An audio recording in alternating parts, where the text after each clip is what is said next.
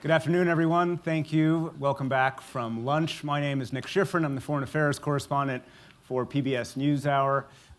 And it's my honor to have Ambassador Robert O'Brien here. Very quick bio: former Special Presidential Envoy for Hostage Affairs at the U.S. State Department, former U.S. Representative for the General Assembly, was a JAG in the U.S. Army Reserve, an observer in Ukraine, actually, for the IRI, and of course today is the fourth National Security Advisor in the last 34 months. Sorry about that. So, Ambassador, I want to give you a chance to make an bit of an opening statement, as you've requested. You've been on the job for a few months. What are the top priorities? Well, first of all, I want to thank the two Peters and everybody here at Halifax. I've been to the other forums. I've been to Munich and Reagan and Aspen, and this is a great place to be. Peter, the folks here at the hotel, everybody who works for Halifax for the Security Forum have been fantastic. Our Canadian hosts have been wonderful. I don't see the Defense Minister here today, but we've received just great hospitality. So that's the first thing I'd like to say. It's wonderful to be here. The other thing that's great is this forum. It's just great to be with our allies, our partners, and those excuse me, friends and colleagues of ours who are committed to democratic norms and the rule of law and our liberal values. So thanks for having me. Thanks for asking that question. As far as priorities go, look, every day when I go into the office, I think every day when the President of the United States goes in the office, our goal is to keep America safe for that day. And so that's our top priority. And to do that, we're surrounded by men and women in our armed forces, great diplomats, and great officials in our government. So that's our top priority. It's not an easy priority given the state of the world these days, but we give it our shot. So let's go through the world. Let's try and go through a few countries in as much time as we have. And to pick a random country, let's talk about Ukraine first. So Chris Miller, who's a journalist in Kyiv, whom I've known for years since I was out there in 2014 covering the revolution, he just posted an article from the front line, right? Ukraine is the only country in Europe at war. So let's talk about the Ukraine policy. This article details Ukrainian-issued bulletproof vests that are old, falling apart, U.S. night vision that don't fit on Ukrainian rifles. The Trump administration has delivered more money to Ukraine, provided javelins, Coast Guard cutters, and money for anti-sniper weapons that the Obama administration did not provide. But today, is the U.S. doing enough to help Ukraine deter and fight Russia? Well, let me address that two ways. First of all, it's a question of, are we all doing enough? And when there's a crisis in the world, the 911 call is the United States, and that's great. We're the leader of the free world, and we appreciate having been blessed with the resources and the ability to help our friends when they need it. But the real question is Europe doing enough for Ukraine? Is the rest of the world doing enough for Ukraine? And we need to make sure that this is a joint effort, that everyone's behind our Ukrainian friends. I was in Ukraine in 2014 observing the election for IRI. And I can't tell you how many young Ukrainians came to me at the time. And I make it a policy not to criticize the past administration. These are tough jobs. My last job was a tough one. This is a tough one. And I'm not going to criticize the people that sat in the chair before me. But these young Ukrainians would come to me and say, hey, we're going to the front line. We don't have any weapons. We don't have Humvees. We don't have Kevlar. Can America help us? At the time, we were making a pretty precipitous withdrawal from Iraq. They saw the equipment that was coming home from Iraq. They said, can you divert some of that to the Ukraine? We're getting blankets. We're getting MREs. So I think one of the great things about the Trump administration, from the very start, is the president has been using America as the arsenal of democracy to help arm the Ukrainian people so that they could defend themselves against Russian aggression. That story isn't being told. There was no lethal aid for Ukraine. I'm glad that we made converts of the United States Congress, and everyone is now behind making sure that the Ukrainians have lethal aid, but that's a Trump administration priority. As far as doing enough, look, we all need to do more. I do think that there's some progress, and you're hearing reports that there may be some meetings of the Normandy group. Right, in the next couple weeks. I hope that takes place, and we're certainly behind the people of Ukraine. It's a great country. That it's smart, hardworking. They want to be part of the West, and we look forward to having, for many years in the future, a sovereign, independent Ukraine as part of Europe and as part of the West. So given the importance of that military aid, have you been informed the reason behind the 55-day hold on military assistance? Yeah, so that happened before I arrived, and so I don't have any clarity into that situation. You haven't been informed about the reason? I haven't been involved in that issue. Your predecessor called a discussion about conditioning a White House meeting for specific investigations a drug deal. Fiona Hill described that effort as a domestic political errand as opposed to national security policy.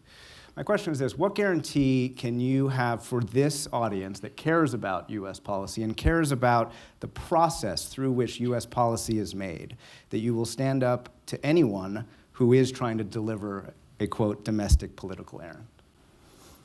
Yeah, look, all I know about is what I've seen on TV, and I think we're all informed by what we do for a living. I've been a lawyer my whole life, and so all I've seen is hearsay and speculation. I wasn't there, so I'd be speculating. All I can tell you is that, the United States is the most generous country in the world. We're generous across the board, and it's tough to be generous in the way that the United States is generous because we've got issues at home. We've got homelessness, we've got people in America that need help, and so for every dollar that we spend overseas, I think the president has a fiduciary obligation to the taxpayers, to the single moms who are working and paying taxes, that if he's going to take a dollar away from a single mom who's working and send that to Ukraine or send it to any number of countries around the world where we're trying to help folks, that money is used effectively, that it doesn't go for some corrupt purpose, and that we're actually helping the people that we intend to aid. So, look, I can tell you, I know the president feels this way, I feel this way. If we're going to be sending American dollars abroad, we want to make sure that they're being spent effectively, efficiently, and in a non-corrupt manner. And so, that's my view of foreign aid. Now, I'm in favor of foreign aid, and I'm grateful that I come from a country where people are so generous that they've been willing, especially over the past 70 years, to bear a tremendous burden, both in the cost of our defense for the United States, but of our allies and friends, but also in their generosity to helping lift people up when there's a natural disaster, when there's a country that's in need of development assistance. So it's great that we do that, but we need to make sure that money is spent effectively. And just to wrap up Ukraine before we move to China, as far as you know, did Ukraine's government meddle in the 2016 election?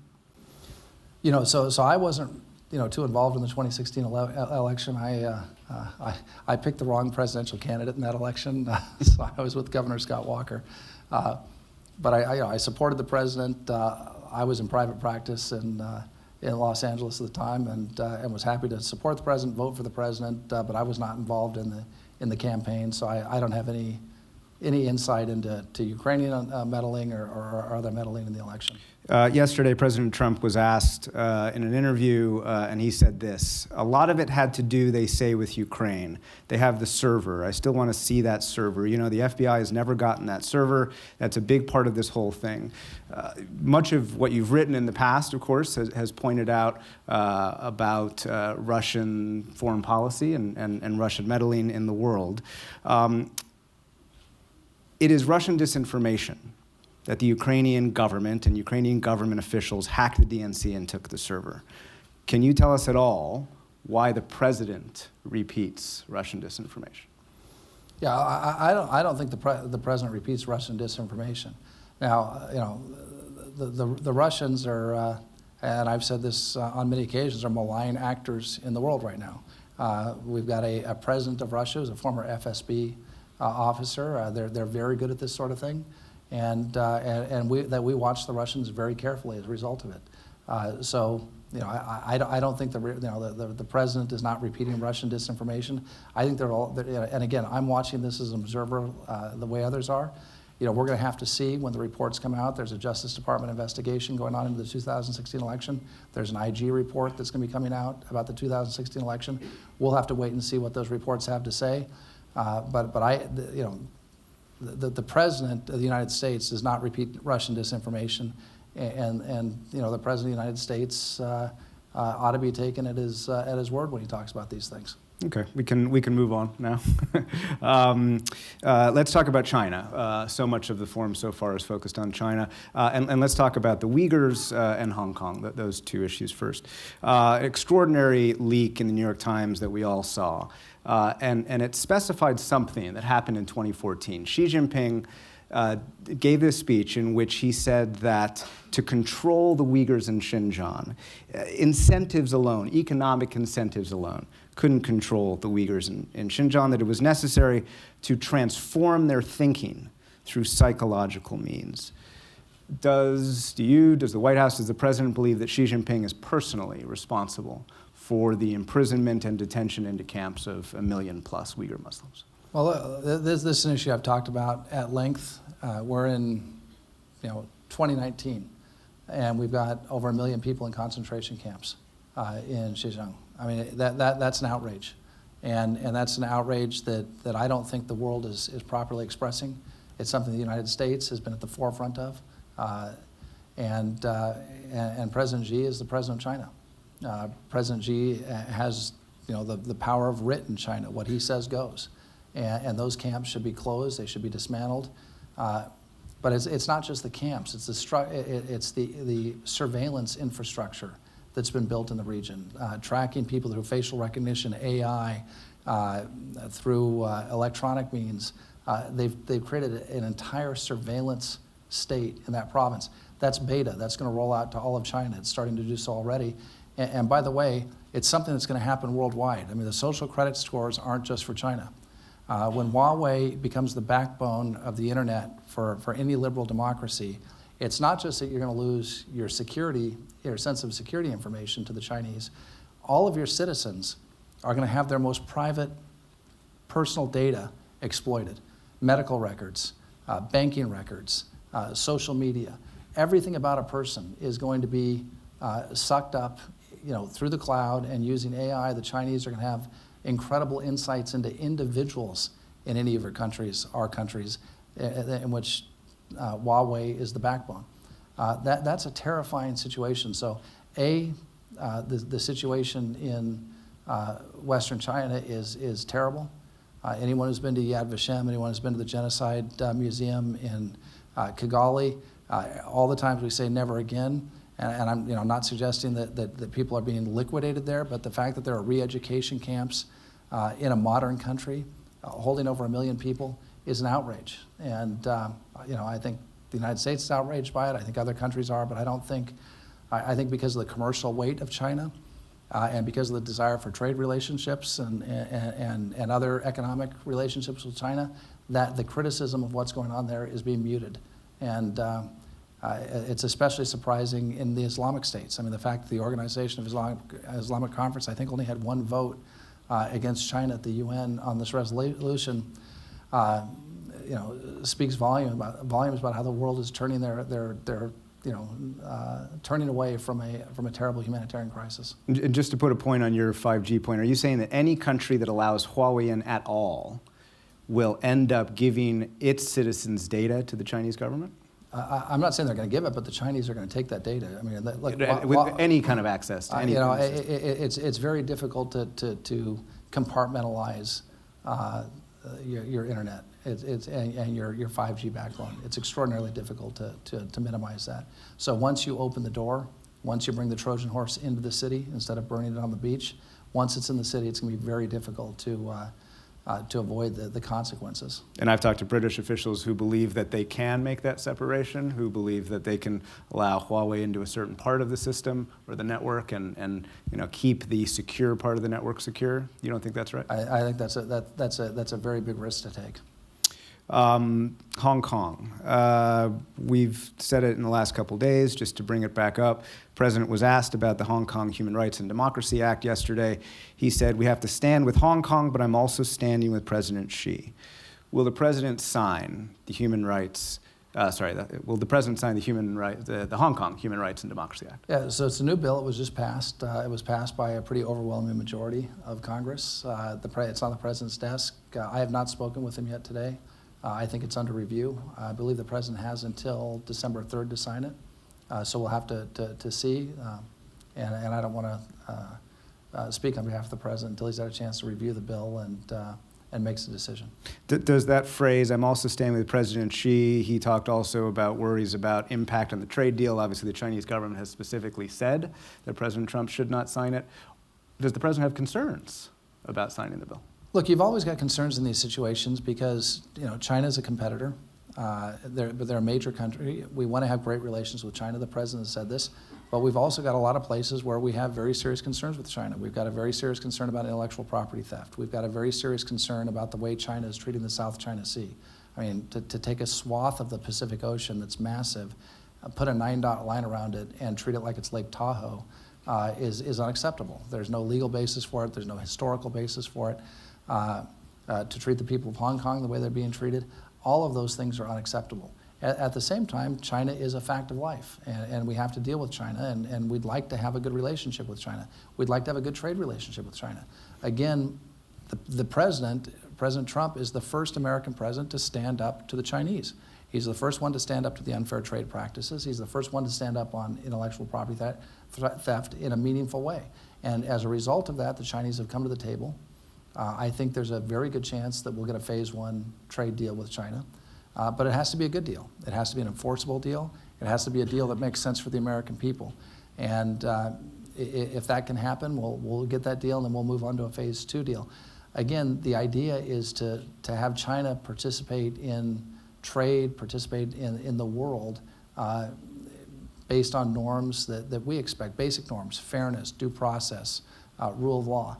If we can bring them into that system through these deals, that would be fantastic, and we'd like to do so. Why does signing the Hong Kong Human Rights and Democracy Act, whose authorities, frankly, you already have in the White House through Magnitsky, among others, why does that somehow imperil that larger discussion? I'm not suggesting it does. Okay. I mean, and the president may very well sign the bill. I just don't know. I haven't talked to him today, but it's something he's taken under consideration, and we'll have to see if he signs it. But I can. That bill is going to become law, given the numbers. You mean by which either way, whether he signs it, whether he allows it to pass just by sitting it, and if Congress is in session for the next 10 days, or if he doesn't sign it, he vetoes it and overridden. Yeah. Look, I don't know what's going to happen. It's just that there was an overwhelming bipartisan majority in favor of that bill. I'd be very surprised if that bill does not become law soon. Let's move to Syria. All the garden spots, huh? Exactly, yeah. I think my mother used to watch me on television and covering wars and saying, geez, everywhere you go, it turns to crap. True quote. All right, so the president of last year, last 11 months, has withdrawn from Syria twice. Of course, both times he's adjusted that. In the last week, some of my colleagues have been on a trip with Secretary of Defense Esper. And one of the things Secretary of Defense Esper said was, our mission in Syria remains the same as it was beginning in 2014. The key is enduring defeat of ISIS. Senior administration official briefing a bunch of us in an official briefing around the same time, about a week and a half ago. Has anything changed since the president ordered to withdraw? This administration official was asked. The answer, no. Our goals have not changed, and our means are basically the same. President last week, we're keeping the oil. We have the oil. The oil is secure. We left troops behind only for the oil. So what is the administration's top priority in Syria? What's the policy, and how's it being made? Well, the policy is the same as it has been. That's to defeat ISIS. When President Trump came into office, ISIS had a caliphate, a physical caliphate the size of Great Britain and Northern Ireland, spread across the Middle East. It was a disaster. These people were committing the most heinous acts that you could even imagine. Burning a Jordanian pilot alive, beheading Coptic Christians on the beach, beheading American journalists and aid workers, unspeakable things that were done to Kayla Mueller. So, those are just the high-profile cases. They were engaged in a reign of terror across the Middle East. The president decided that it had to end, and he ended it very quickly. Thanks in large part to our soldiers, sailors, airmen, and Marines, our coalition partners, and to folks on the ground fighting with us, primarily Kurdish forces on the ground fighting with us. And it was a total defeat of the caliphate. What we don't want to see is the caliphate to come back. That would be, we don't want to have expended that blood and treasure only to see the caliphate come back. One of the ways that the caliphate supported itself was oil revenue from oil fields that they took in Syria from the regime. We have those oil fields secured. It's the United States is not pumping the oil. It's for the most part, it's Kurds that are using pumping the oil. Relatively small amounts of oil. The revenue they're using to continue their fight against ISIS, Daesh, as they call it, to deal with Kurdish refugee issues and to give the Kurds some income. The United States is there because we do not want to see those oil fields go back into the hands of ISIS. The last time the regime had those oil fields, it took ISIS about 15 minutes to take the oil fields back over. So strategically and tactically, it's important for us to maintain control of the fields at this point. In order to facilitate the defeat of ISIS, is that what you're saying? And that's what we're doing. And we want to make sure that they don't get those oil fields back and have that revenue source. Even though some of the oil is sold by the Kurds to the Assad regime? It does. Some of it goes to the regime, some of it's used locally, some of it goes into Iraqi Kurdistan, some of it goes into Turkey. So the oil goes to various places. The key, though, isn't where the oil goes. It's where the revenue goes. And we want to make sure that ISIS does not have access to that source of income so that they can use it for terror activities, both in the region and overseas. Let's try and do Afghanistan and then talk about the National Security Council itself. Zalmay Khalilzad created a negotiation that was basically complete, that led to a reduction over time to zero. Your predecessor's opposition to that was one of the last things he did before his time as National Security Advisor was over. His predecessor also opposed the idea of withdrawing to zero. Does the president today support the withdrawal eventually to zero? And what's your position on that, given that Zal's negotiations have restarted essentially in Doha? Well, a couple of things.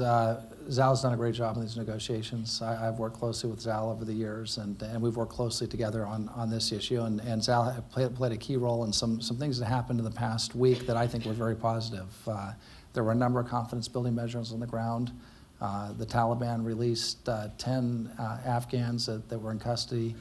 The Afghan government released the Haqqani 3 to Doha. Tim Weeks and Kevin King were returned home and are in relatively good health. In Germany right now, they may be in transit back to Australia and the United States. And you've been involved with this quite specifically. So I was involved in that part of what was going on somewhat specifically.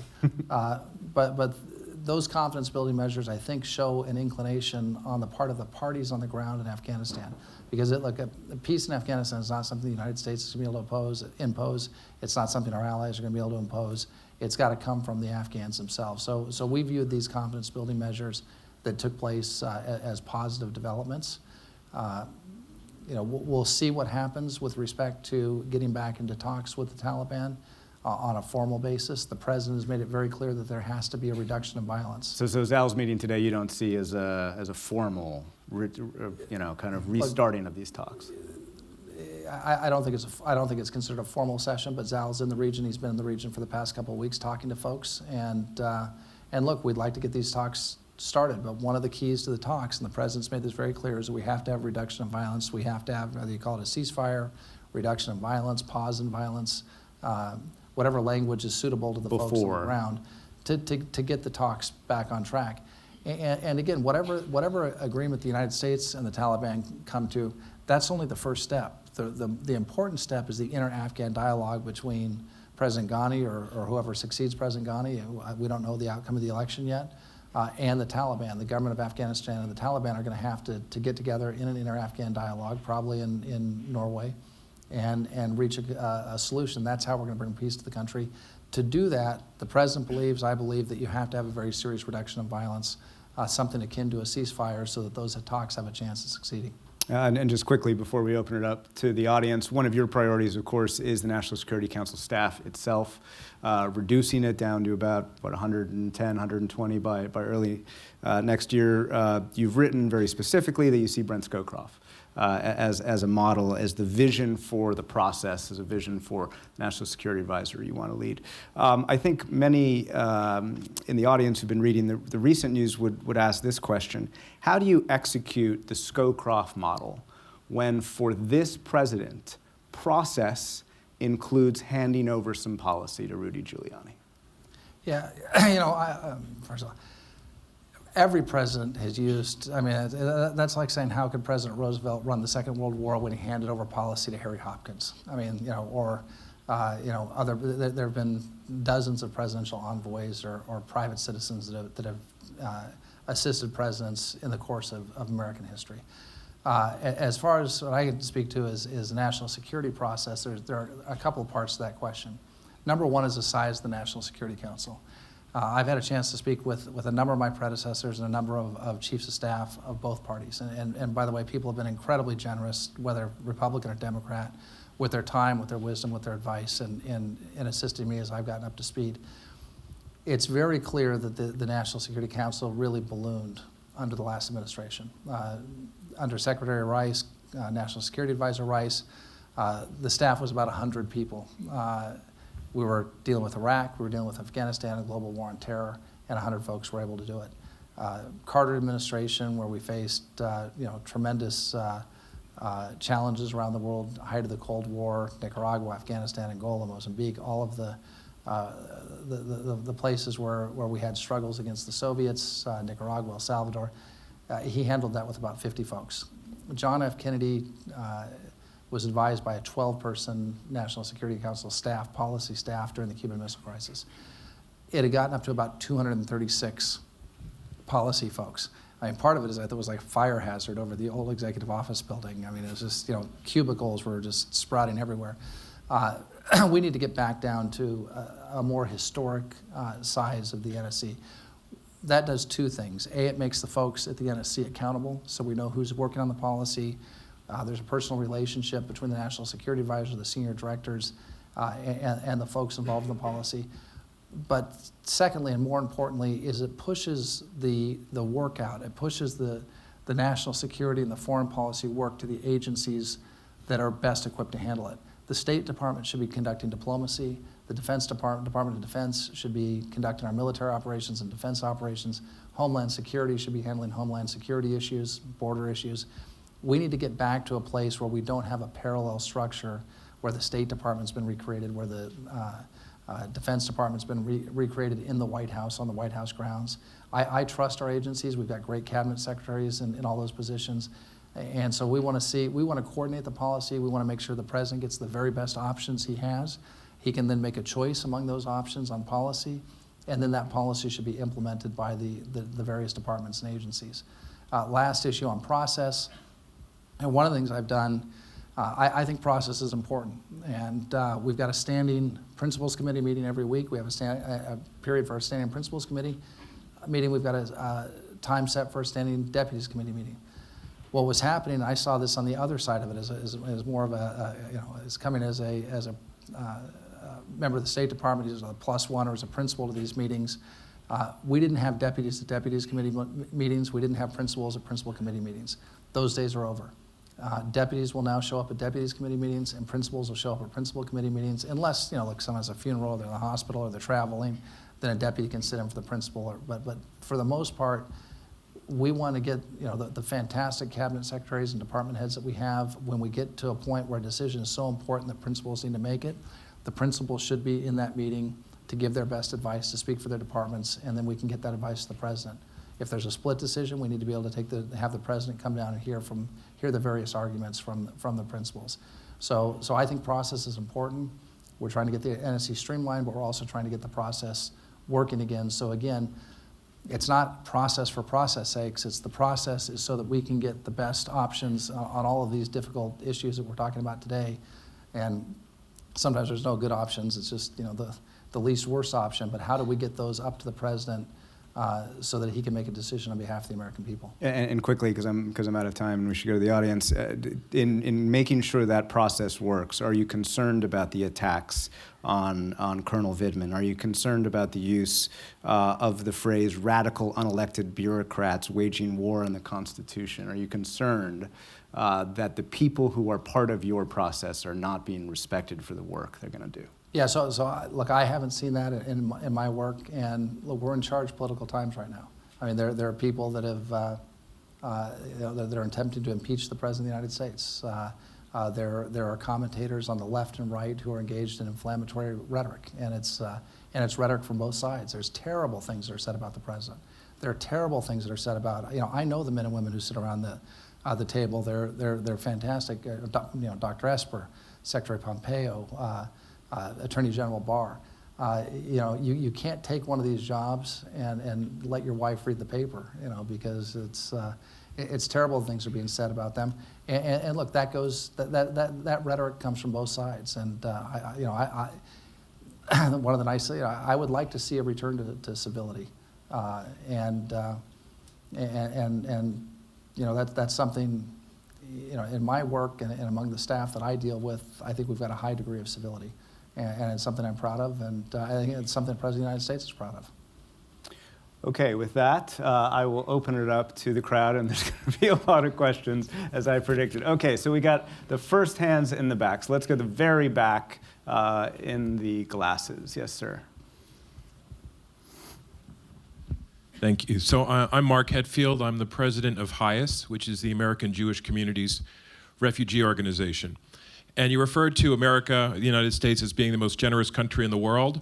When it comes to refugee resettlement, that stopped being true in 2018. Now Canada is the most generous country in the world. The US lowered our resettlement quota from 110,000 under this president to 18,000. Canada resettles 28,000 a year. My question is, clearly the international community is failing refugees. We have more refugees than at any time in human history. How do you see the United States as being part of the solution rather than part of the problem to that crisis?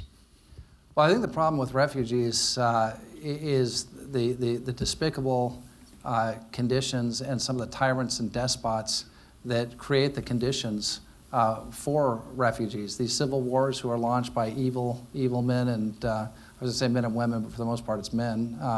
And that's where we've got to stop them. And when we talk about the generosity of the United States of America when it comes to refugees and others, first of all, there's been no greater force for good than the United States military as far as stopping the conditions that lead to refugees, and through world wars and otherwise. That's number one. Number two, we're incredibly generous in making sure that, and I think we're still by far the highest donor for refugee programs, and making sure that there are camps and facilities for refugees. The idea is people are refugees, they'd probably like to go back home. Just having people come to America or come to Canada is not a solution for the world's ills. What we need to do is create conditions for liberal democracies, for the rule of law, for people to live in peace in their own countries. That will go further to solve any refugee crisis than opening the borders of the United States or opening the borders of Canada. But I think it's a demonstrable fact that there's been no country probably in the history of the world that's been as generous to refugees in either stopping the situation that led to the refugee crisis or in helping refugees, whether it's where they are or getting them back to their own countries in the United States of America. So I'm very proud of what we've done, especially over the past 70 years, but throughout American history. Gentleman in the headphones, I believe, with the green tie was next. Yeah. Thank you. I'm Dolkun Isa. I'm from the World Uyghur Congress. I'm the Uyghur origin. As you mentioned, today is 1 to 3 million Uyghur in the 21st century concentration camps. They are suffering. And I personally also victim of this. My mother died last year in the concentration camp. So today, so many death cases was happening there. And we really appreciate the U.S. administration and the U.S. Congress, Senate. They are really approaching this case and all the time raise this case internationally. Vice President Pence and the Pompeo all the time. So very appreciate on this. I have two questions. One is, still we haven't got any statement, any voice from the president himself. What is the reason? Secondly, today, if U.S. getting some compromise on the trade war with China, this approaching towards this concentration camp, your position will be changed or continue on? Thank you. Thank you, and condolences on losing your mother. I can't imagine how difficult that situation's been for you, and God bless you. the trade, whether we have a phase one trade deal or not, is not going to affect the United States position when it comes to human rights or when it comes to how the Uyghurs are being treated.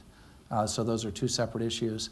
As far as the condemnation of the situation in the PRC with respect to the Uyghurs, I think it's been a very strong message from across the administration that this is something that's unacceptable and that it should end. There's a great article in Time magazine, I think yesterday, it may have been today, or it was yesterday or today, talking about these camps and the total surveillance that's taken place in the provinces, where the Uyghurs, but not just Uyghurs, Kazakhs, and others are being held, or where they're being surveilled on a 24/7 basis. It's worth everyone's reading, but again, it's frightening and it's tragic. Mara Carlin, right there. Thank you. Mara Carlin, Director of Strategic Studies at Johns Hopkins SAIS. Thanks for being here. I wanted to push a question that Nick had started. What would you say to the young people who really want to join the public service, but they see the commander-in-chief himself vilifying and criticizing civil servants, foreign service officers, active duty military?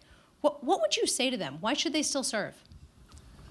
Well, look, politics is rough and tumble, and it always has been, and it goes out both ways. But what I tell young people is, and look, I saw this yesterday, a meeting with some young Canadians, not Americans, but young Canadians that were serving their country. They'd all served in Afghanistan, and every time I'm around these group of young folks that are either serving in public service, whether it's the White House, the State Department, or they're in our uniformed military, I wonder where we get them. It's just amazing to see these great young people that are willing to, in the case of the military and the naval service, to fight and die for their countries, and I'm grateful for them. But look, every young person, I see that's interested in serving, I tell them to get involved. Put on the uniform. If you don't want to go the military route, get involved in the Peace Corps. Go work for your congressman or your senator or your state legislator. And serve the country, because we need young folks in public service. We need them in the military, and I've got nothing but encouragement for them. It's a tough political environment that we're in right now, but we've had tough political environments before in our country, and you got to get in the fight. And so I hope that I'm glad you're here, and I'm glad you're involved, and. You're younger than me. I mean, I'm as young as some of the folks you're talking about, but I'm glad you're involved, and I'd encourage every one of them to do what they can for their countries.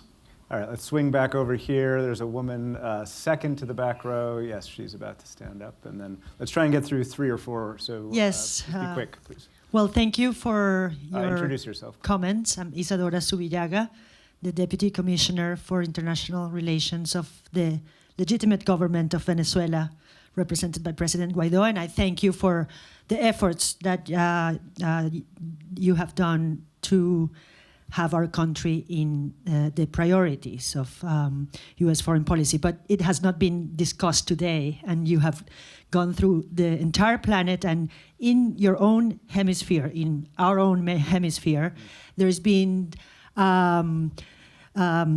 events in Ecuador, in Chile, in Colombia just yesterday that are altering and disturbing the peace and the security of the region. So I would love to hear your views on how do you think the U.S. Should act upon from now on. We're starting the new year. In this room where you have so many allies, where we have so many allies, and how we can together try to find a solution to end the era of Maduro and start a new era of democratic freedoms for Venezuela and the region. Thank you. Thank you, and thank you for raising Venezuela, and thank you for your service to the people of Venezuela. We've recognized President Guaido, and I know many of the countries that are represented here today have also recognized him as the rightful leader of the people of Venezuela. If anyone wants Exhibit A, there seems to be an infatuation these days with socialism and totalitarianism and communism. You took the richest country in Latin America, and it's been utterly destroyed by Chavez and Maduro, and it's a tragedy what's happened to the Venezuelan people. The United States stands with you. We've been, when we talk about aid and food, we've done, we're doing everything we can on that front. We're marshaling diplomatic support on behalf of the people of Venezuela. There is a malign influence. There are many Cubans there keeping tabs on the armed forces. I mean, thugs who are keeping Maduro in power. There are Russians there. It's a terrible brew that is keeping this man in power. He needs to leave. He needs to go to wherever he's going to go and let the people of Venezuela rebuild their country using the tremendous resources that God has blessed them with to take Venezuela back to being that great country that it was. And I commend you for your service and for staying in the fight. All right, so back row in the back, yes, you just stood up with your hand, and then we'll do a little lightning round because we'll have a couple minutes left. Thank you very much. Comfort Era with the International Crisis Group. I wonder if I can turn your attention to Africa and to get a sense of what the priorities are for the US government today, specifically two countries where the US has had a strong footprint, Sudan and South Sudan. Particularly, there is pressure for the return of a US envoy to South Sudan. What would the US position be now that there's been an extension? What do you see as the key pressure points for South Sudan today? And then in relation to Sudan, the key question is how to safeguard the transition there. And how do you see the key assistance that the US can provide to support that new transition? Thank you. Thank you, and thanks for raising Africa. I mean, and look, Africa, sometimes it falls off the agenda and it shouldn't. Africa's got the youngest population in the world. It could be an economic powerhouse over the next 20 to 50 years. And it's a wonderful continent. Unfortunately, it's been mired because they've had corrupt leaders and failed ideologies have really hurt the people of Africa. And we stand with those folks in Africa that are trying to make a better way for themselves and for their countries. With respect to South Sudan, we just had our UN ambassador, Kelly Craft, just visited South Sudan.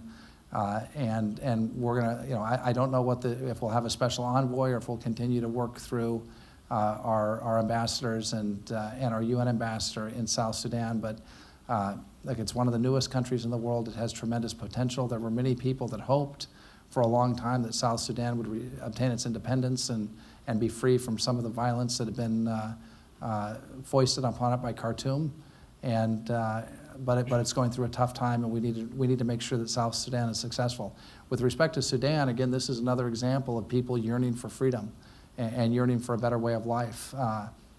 But Sudan's been in a difficult situation for a long time. They've had a dictator there.